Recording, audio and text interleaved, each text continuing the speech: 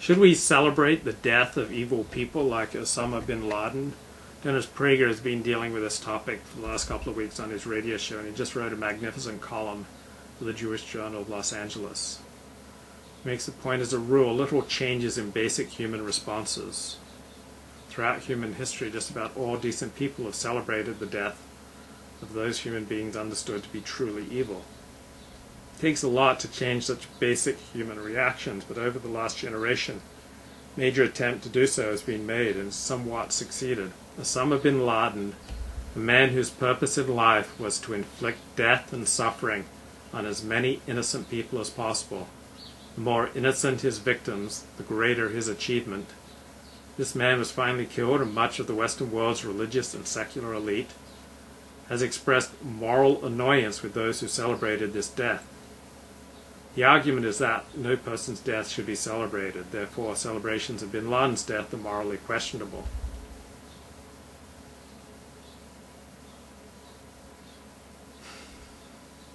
And no one can argue that bin Laden's arrest and life imprisonment would have also prevented his murdering anyone else. Indeed, anyone opposed to capital punishment would have to prefer that bin Laden had been captured and tried. But no one could argue that dead bin Laden is less likely to provoke further terror than a living bin Laden. Celebrating the death of bin Laden is a moral imperative. The notion that Islamists who celebrated 9/11 are morally equivalent to Americans who celebrated bin Laden's death is a product of a morally confused mind. It places the killing of 3,000 innocents on the same moral plane as the killing of the person responsible for those murders. The British historian Andrew Roberts, whose history of World War II was published last week, summed up the situation well.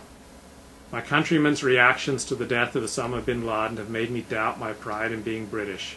The foul outpouring of sneering anti-Americanism, legalistic quibbling, and concern for the supposed human rights of our modern Hitler have left me squirming in embarrassment and apology before my American friends.